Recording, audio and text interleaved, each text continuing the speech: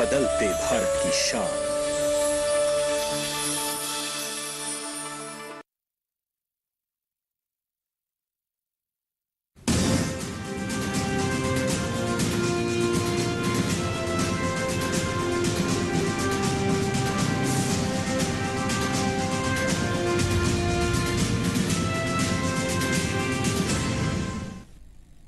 नमस्कार, किसान समाचार में आपका स्वागत है। मैं हूं रेशमा आपके साथ। आइए नजर डालते हैं इस वक्त की हेडलाइंस पर। केंद्र सरकार ने की नैनो यूरिया की शुरुआत। 500 मिलीलीटर की बोतल में मिलेगा नैनो यूरिया। इफ्को कर रहा है उत्पादन। 500 ml बोतल की कीमत होगी करीब 240 रुपए। वाणिज्य मंत्री पीयूष गोयल ने राज्य के खाद्य मंत्रियों के सम्मेलन में खाद्य सुरक्षा के स्थायी समाधान पर दिया जोर। सभी राज्य मंत्रियों से उचित प्रणाली जल्द लागू करने का किया आग्रह। कहा, दूसरे राज्यों से सीखकर सार्वजनिक वितरण प्रणाली को देश भर में कर सकते हैं मजबूत। उत्तर से दक्षिण तक भारी बारिश और बाढ़ का कहर। हिमाचल प्रदेश में बादल फटने से कई लोग बहे। मौसम विभाग ने अगले 3 दिनों तक महाराष्ट्र और गोवा में मछुआरों को समुद्र में न जाने की दी चेतावनी। असम में 29,781 हेक्टेयर कृषि भूमि अभी भी पानी में डूबी। छत्तीसगढ़ के किसान 15 जुलाई तक करा लें खरीफ और उद्यानिकी फसलों का बीमा। खरीफ फसलों की बीमा के लिए किसानों को कुल प्रीमियम का देना होगा मात्र 2%।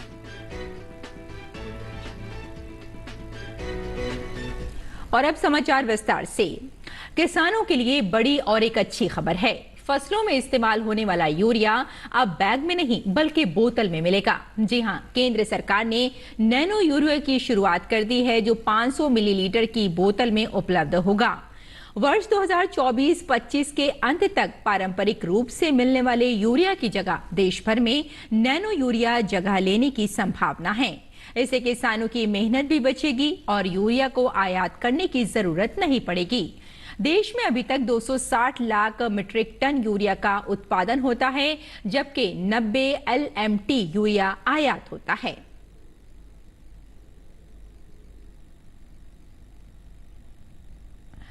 और वाणिज्य मंत्री पीयूष गोयल ने नई दिल्ली में खाद्य और पोषण सुरक्षा विषय पर देश भर के राज्यों के खाद्य मंत्रियों के सम्मेलन में खाद्य सुरक्षा के स्थायी समाधान पर जोर दिया। उन्होंने कहा कि खाद्य सुरक्षा से संबंधित राज्यों के द्वारा अपनाई जा रही अच्छी नीतियों को दूसरे राज्यों के साथ साझा किया जा रहा है और इसे दूसरे राज्यों में भी लागू किया जा सकता है। दूसरे राज्यों से सीखकर हम अपने सार्वजनिक वितरण प्रणाली को पूरे देश में मजबूत कर सकते हैं। उन्होंने साथ ही सभी राज्यों के मंत्रियों से एक उचित प्रणाली लागू करने पर ध्यान देने को कहा, जिससे कि अलग अलग राज्यों के सभी उत्पादों के लिए अच्छे सांख्यिकी आंकड़े उपलब्ध हो सकें। उपभोक्ता मामलों के मंत्री पीयूष गोयल ने राष्ट्रीय खाद्य सुरक्षा अधिनियम के तहत राज्यों का रैंकिंग जारी करते हुए कहा कि प्रधानमंत्री गरीब कल्याण योजना के तहत 80 करोड़ लोगों को दुगुना अनाज मिला है।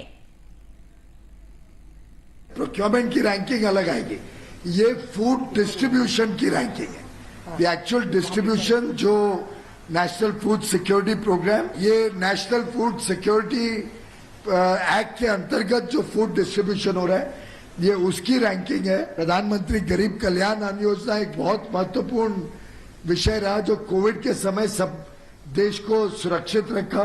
देश में किसी का चूल्हा ना जले, ऐसा होने नहीं दिया। 80 करोड़ लोगों को लगभग दुगना अनाज मिला है। तो उसकी भी एक हम रैंकिंग करेंगे कि PMGKY में कैसा वितरण रहा है। और मैं समझता हूं कि पूरा विश्व ने आप सभी राज्यों के काम की तारीफ की है। प्रधानमंत्री मोदी जी ने जो ये डबल राशन देने का निर्णय किया, उसकी तारीफ की है कि उसके कारण भारत में जो लोगों को चिंता थी कि लोग कैसे चलाएंगे, घर कैसे चलेगा, लोगों का क्या होगा, आज हम सबको मिलके we can all be proud कि हमारे देश में हर चूल्हा जला, पूरे कोविड के दौरान जला, किसी को भूखा नहीं सोना पड़ा। ये इस देश के लिए बहुत गर्व की बात है। और खरीफ फसलों को असामयिक प्राकृतिक आपदाओं के कारण होने वाली हानि एवं क्षति की स्थिति में किसानों को वित्तीय सहायता उपलब्ध कराने तथा उनकी आय को सुदृढ़ करने के उद्देश्य से प्रधानमंत्री फसल बीमा योजना संचालित है। इस योजना के तहत किसान खरीफ फसलों का बीमा 15 जुलाई तक करा सकेंगे। योजना अंतर्गत किसानों को खरीफ फसलों की बीमा के लिए कुल प्रीमियम राशि का मात्र 2% देना होगा। फसल बीमा के संयुक्त संचालक ने बताया कि पुनर्गठित मौसम आधारित फसल बीमा के तहत उद्यानिकी फसलों का भी बीमा कराया जा सकेगा, जिसके लिए कृषक प्रीमियम राशि बीमित राशि का 5% निर्धारित है। खरीफ सीजन के अंतर्गत उद्यानिकी की फसल टमाटर, बैंगन, अमरूद, केला, पपीता, मिर्च एवं अदरक का बीमा कृषक 15 जुलाई तक करा सकेंगे। हिमाचल प्रदेश में बारिश ने तबाही मचा रखी है। कुल्लू जिले के मणिकर्ण में बादल फटने से भारी नुकसान हुआ है। बादल फटने से चोज में एक होमस्टे कैंपिंग साइट और एक पैदल पुल बाढ़ की चपेट में आने से बह गया है। हादसे में 5 लोग भी बह गए हैं। सभी लोग कामगार बताए जा रहे हैं। जानकारी के अनुसार मणिकर्ण और कसोल के बीच आज सुबह करीब 5 बजे बादल फटने की घटना हुई। इसके अलावा जिला कुल्लू के अंतर्गत मणिकर्ण घाटी की पार्वती नदी के सहायक नाले चोज गांव में बुधवार सुबह पानी एकाएक बढ़ गया। इस वजह से पार्वती नदी के किनारे स्थित एक कैंपिंग साइट पूरी तरह तबाह हो गई है। कैंपिंग साइट से कुछ लोगों के लापता होने की भी सूचना है। प्रशासन ने लोगों से नदी नालों के किनारे न जाने की अपील की है। वहीं शिमला जिले के झाकड़ी के नजदीक ब्रोनी खड्ड के पास भूस्खलन होने से NH5 सुबह से बंद है। हाईवे के बंद होने से किन्नौर के लोग संपर्क मार्ग बंद हो गया है, जिससे लोगों को परेशानियों का सामना करना पड़ रहा है। बंद रास्ते को खोलने के लिए नेशनल हाईवे अथॉरिटी मौके पर मशीनरी के साथ पहुंचकर रास्ता खोलने का काम कर रही है। वहीं किन्नौर जिले में भूस्खलन होने की वजह से NH5 बंद हो गया है। फिलहाल हाईवे को खोलने के लिए टीम लगी हुई है। किन्नौर जिले के ठंगी गांव में आज सुबह भारी बारिश के चलते बाढ़ आ गई। गांव के साथ लगते हुए नाले में आई बाढ़ के चलते काफी नुकसान हुआ है। बाढ़ के साथ आए मलबे से पैदल मार्ग बंद हो गया है, जबकि खेतों को भी नुकसान पहुंचा है। बाढ़ के चलते किसी के जानमाल का कोई नुकसान नहीं हुआ है।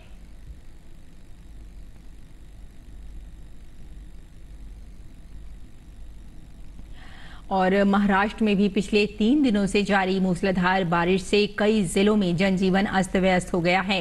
राज्य की कई नदियां उफान पर हैं। मौसम विभाग के मुताबिक अगले 5 दिनों तक राज्य में भारी बारिश होने की संभावना है। क्षेत्रीय मौसम विभाग ने कोंकण, मध्य महाराष्ट्र सहित मराठवाड़ा के कुछ जिलों में 8 जुलाई तक मूसलाधार बारिश की चेतावनी दी है। मौसम विभाग ने मछुआरों को अगले 3 दिनों तक महाराष्ट्र और गोवा के तटों पर मछली पकड़ने नहीं जाने का निर्देश दिया है। लगातार 2 दिनों से हो रही मूसलाधार बारिश के कारण कोल्हापुर जिले में पंचगंगा नदी का जलस्तर ओवरफ्लो हो रहा है, जिससे जिले की सभी नदियों का जलस्तर तेजी से बढ़ रहा है। हर जगह नदी का पानी फैल जाने से 40 से अधिक गांवों का सीधा संपर्क कट गया है और वैकल्पिक मार्ग का इस्तेमाल किया जा रहा है। रायगढ़ जिले के महाड़ तालुका में कई जगहों पर बारिश का पानी जमा हो गया है। अम्बेट नंदवी घाट में भूस्खलन के कारण सड़क यातायात के लिए बंद कर दी गई है।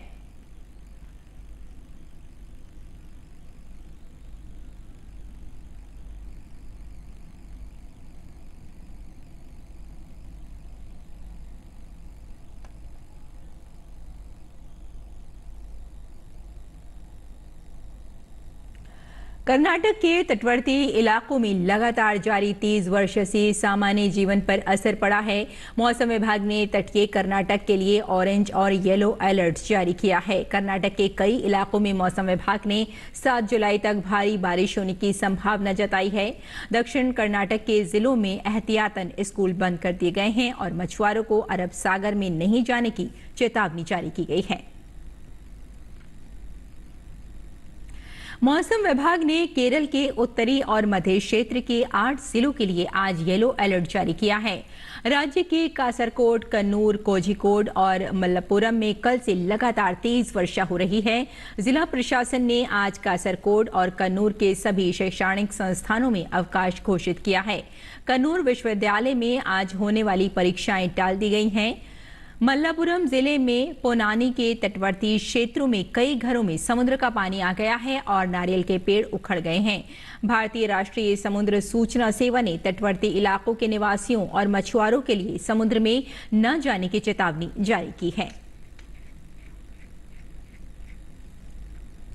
असम में बाढ़ की स्थिति में धीरे धीरे सुधार हो रहा है। हालांकि बुरी तरह प्रभावित बराक घाटी में बराक नदी कछार और करीमगंज जिले में खतरे के निशान से ऊपर बह रही है।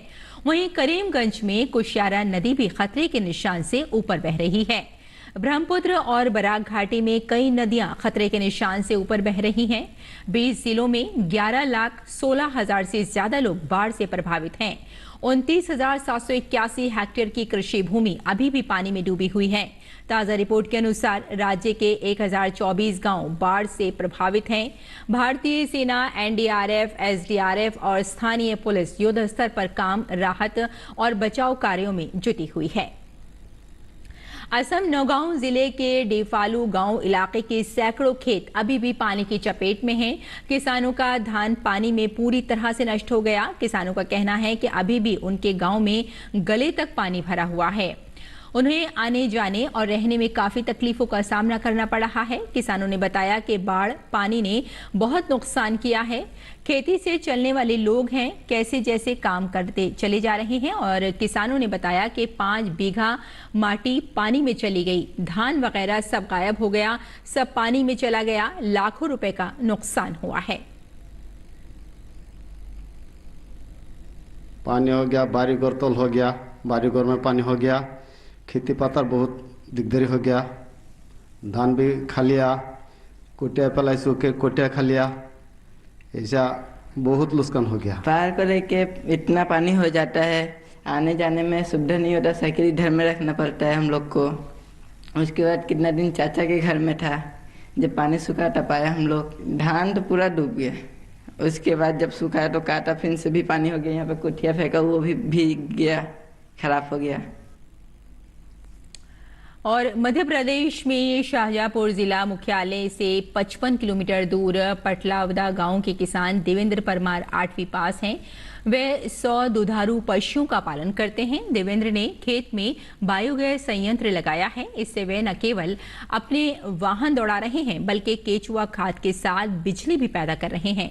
इस प्लांट से रोज 70 किलो गैस का उत्पादन हो रहा है। इसे वो सीएनजी के रूप में वाहनों में उपयोग कर रहे हैं। साथ ही 100 यूनिट बिजली पैदा हो रही है। केचुआ खाद बेचकर वे रोजाना 3,000 और दूध बेचकर 4,000 रुपए कमाई कर रहे हैं।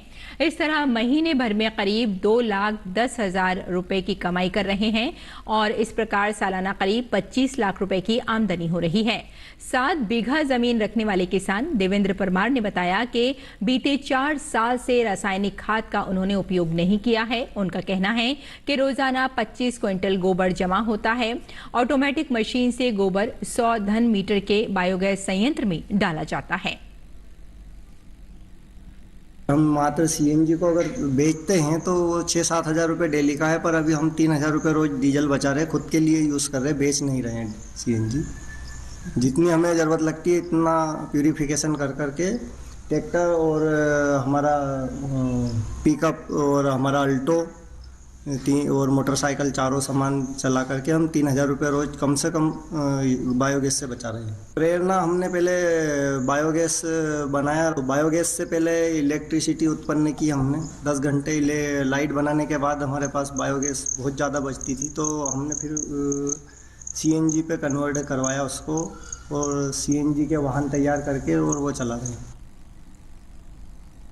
हिमाचल प्रदेश में चल रही प्राकृतिक खेती खुशहाल किसान योजना का लाभ अधिक से अधिक किसान बागबानों तक पहुंचने के लिए सोमवार को नौणी यूनिवर्सिटी में भविष्य की कार्य योजना पर मंथन किया गया। कृषि सचिव ने कहा कि प्रदेश सरकार अन्य राज्यों के लिए हिमाचल प्रदेश को प्राकृतिक खेती का मॉडल राज्य बनाने के लिए प्रयासरत है। इसके लिए चरणबद्ध तरीके से काम करने की जरूरत है। उन्होंने कहा कि सरकार के बजट में भी प्राकृतिक खेती पर विशेष बल दिया गया है, इसलिए हमें समय रहते बजट घोषणाओं को पूरा करने के लिए अपने प्रयासों में तेजी लाने की जरूरत है।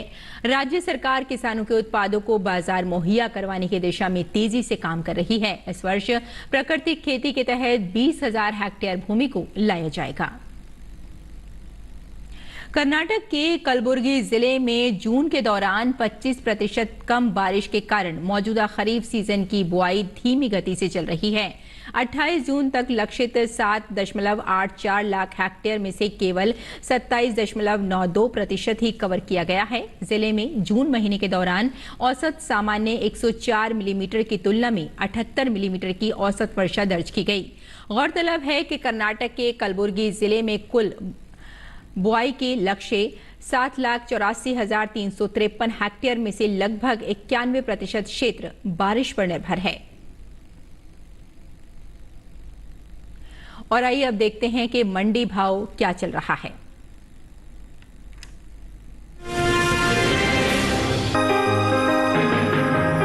कृषि उपज मंडियों में इन दिनों गेहूं की आवक सामान्य बनी हुई है। 5 जुलाई को उत्तर प्रदेश की ज्यादातर मंडियों में गेहूं बिकवाली के लिए पहुंचा। मंगलवार को अधिकांश मंडियों में गेहूं के सौदों में कोई फेरबदल देखने को नहीं मिला। हालांकि कुछ मंडियों में इस दौरान गेहूं के भाव में नरमी के साथ कारोबार हुआ। बात गेहूं के हाजिर भाव की करें तो एग्बाकनेट के अनुसार छत्तीसगढ़ की सूरजपुर मंडी में 4 जुलाई को गेहूं का भाव रहा 1,975 रुपए। 5 जुलाई को इसके भाव में कोई बदलाव नहीं हुआ और भाव 1,975 रुपए पर बना रहा। इसी तरह गुजरात की जंबूसर मंडी में बीते 2 दिनों के दौरान गेहूं के भाव स्थिर रहे। यहाँ 4 और 5 जुलाई को गेहूं 2,200 रुपए पर बिका, जबकि मध्य प्रदेश की खातेगांव मंडी में इस दौरान गेहूं के सौदे नरमी के साथ हुए। यहाँ 4 जुलाई को गेहूं का भाव था 1,980 रुपए। 5 जुलाई को इसके सौदों में 30 रुपए की गिरावट आई और भाव 1,950 रुपए पर आ गया। वहीं राजस्थान की बेगू मंडी में 4 जुलाई को गेहूं का भाव रहा 2,050 रुपए। 5 जुलाई को इसके सौदे 30 रुपए लुढ़क कर 2,020 रुपए पर हुए। उत्तर प्रदेश की करवी मंडी में सोमवार को धारा गेहूं का भाव था 2,020 रुपए। मंगलवार को इसके भाव में कोई फेरबदल नहीं हुआ और भाव 2,020 रुपए पर बरकरार रहा। वहीं गेहूं की पैदावार पर नजर डालें तो कृषि मंत्रालय की ओर से हाल ही में जारी तीसरे अग्रिम अनुमान के मुताबिक साल 2021-22 के दौरान रबी गेहूं की पैदावार 10,64,41,000 टन रहने का अनुमान है, जबकि बीते साल इस दौरान रबी गेहूं की उपज 10,95,90,000 टन रही थी। यानी इस साल रबी गेहूं की पैदावार में 31,49,000 टन की कमी देखने को मिल सकती है, जिसका असर कृषि उपज मंडियों में गेहूं के बाजार भाव पर पड़ सकता है।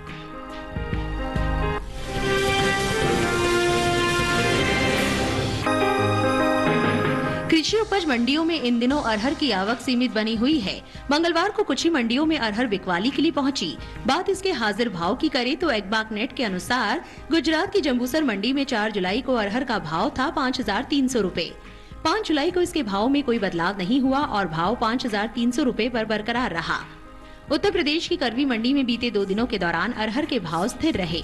यहाँ 4 और 5 जुलाई को अरहर 5,700 रुपए पर बिकी। घरेलू स्तर पर इस साल खरीफ अरहर की पैदावार में बढ़त देखने को मिल सकती है। बीते साल के मुकाबले साल 2021-22 के दौरान अरहर की उपज में 30,000 टन की बढ़ोतरी हो सकती है, जिसका असर कृषि उपज मंडियों में अरहर कृषि मंत्रालय की ओर से हाल ही में जारी तीसरे अग्रिम अनुमान के मुताबिक देश में साल 2021-22 के दौरान खरीफ अरहर की उपज 43,50,000 टन होने का अनुमान है, जबकि साल 2020-21 के दौरान अरहर की पैदावार 43,20,000 टन रही थी। वहीं बात कुल दलहन की पैदावार की करें तो घरेलू स्तर पर इस साल कुल दलहन की रिकॉर्ड उपज होने का अनुमान जताया गया है। कृषि मंत्रालय के मुताबिक साल 2021-22 के दौरान देश में कुल दलहन की पैदावार 2,77,50,000 टन होने का अनुमान है, जबकि बीते साल इस दौरान दलहन की उपज 2,54,60,000 टन रही थी। यानी इस साल कुल दलहन की पैदावार में 22,90,000 टन की बढ़त देखने को मिल सकती है। बता दें कि देश से होने वाले दालों के निर्यात में इस साल अच्छी बढ़त देखने को मिली है। अप्रैल महीने के दौरान दालों का निर्यात 2 गुना बढ़ा है। इपिडा की ओर से हाल में जारी ताज़ा आंकड़ों के मुताबिक साल 2022 में अप्रैल के दौरान कुल दालों का निर्यात 44,296 टन का हुआ है, जबकि बीते साल इस दौरान निर्यात 18,449 टन का हुआ था। यानी अप्रैल महीने के दौरान दालों के निर्यात में 25,847 टन का इजाफा हुआ है।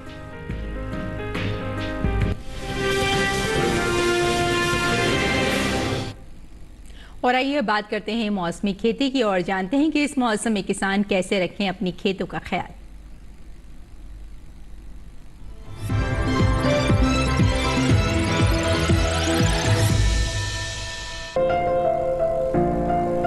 अरुणाचल प्रदेश के बसर में किसान मक्का की फसल का विशेष ध्यान रखें क्योंकि इस समय इसमें फॉल आर्मी वार्म कीट देखा जाता है। ऐसे में इसकी देखभाल करें और जरूरी कीटनाशकों का छिड़काव करें। इस समय झूम धान में लीफ ब्लाइट की संभावना रहती है। ऐसे में उस पौधे को उखाड़कर फेंक दें या फिर उचित कीटनाशकों का इस्तेमाल करें। यहाँ के किसान लौकी के बागों और खेतों में पानी इकट्ठा न होने दें। इसकी निराई गुड़ाई की जा सकती है। साथ ही मल्चिंग के साथ इनके पौधों को कवर करें। नमी बनाए रखने के लिए मल्चिंग करें। केले की खेती कर रहे किसान इनके बागों में जमा पानी को निकाल दें।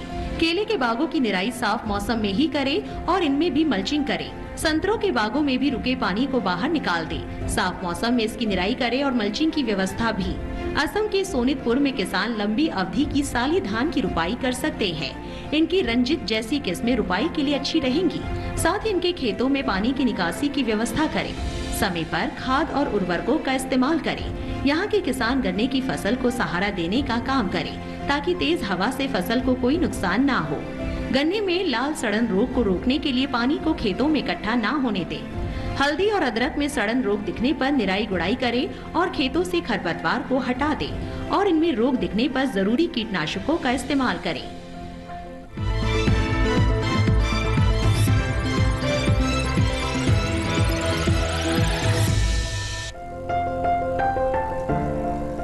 लौकी को गर्मी और बरसात दोनों में बोया जा सकता है।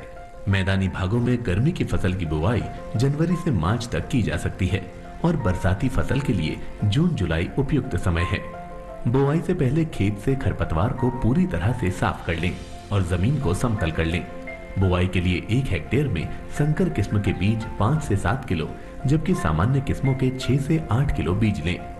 1 हेक्टेयर में 100 किलो नाइट्रोजन, 50 किलो फास्फोरस और 60 किलो पोटाश की जरूरत होती है। सभी उर्वरक आधार खुराक के रूप में यानी बोते समय ही दें। बात अगर सिंचाई की करें, जरूरत के हिसाब से और फूल आने पर 5वें दिन पानी देते रहें। वही फसल को खरपतवार से दूर रखने के लिए 2 बार निराई गुड़ाई करें। करीब हर 10-12 दिनों में खरपतवार हटाते रहें। लौकी की बेल काफी लंबी होती है। इसकी खासियत ये है कि आप कम जगह में भी इसकी खेती कर सकते हैं। कीड़े और सड़न से बचाने के लिए बेलों को तार की बाड़ या लकड़ी के मचान पर फैला दें। इससे न सिर्फ बीमारियों से बचाव होगा बल्कि पैदावार भी बढ़ेगी। भारतीय कृषि अनुसंधान संस्थान ने इलाकेवार कई उन्नत किस्में तैयार की हैं, जैसे पूसा समृद्ध दिल्ली और एनसीआर के लिए है। 1 हेक्टेयर में 270 से 300 क्विंटल तक पैदावार देने वाली ये किस्म 50 से 55 दिनों में तैयार हो जाती है। वहीं पूसा हाइब्रिड 3 दिल्ली, हरियाणा, उत्तर प्रदेश और पंजाब के लिए अच्छी है। लौकी की फसल में फल मक्खी का हमला हो सकता है। इससे बचाव के लिए विशेषज्ञों की सलाह पर उचित दवाओं का छिड़काव करें। दवा का छिड़काव सिर्फ उसी जगह पर करें जहां फल मक्खी का प्रकोप ज्यादा हो। बेवजह पूरे खेत में दवा छिड़केंगे तो फायदे से ज्यादा नुकसान हो जाएगा। छिड़काव मौसम साफ रहने पर करें।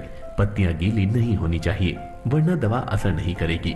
जरूरत के हिसाब से दवा की मात्रा घटा या बढ़ा सकते हैं।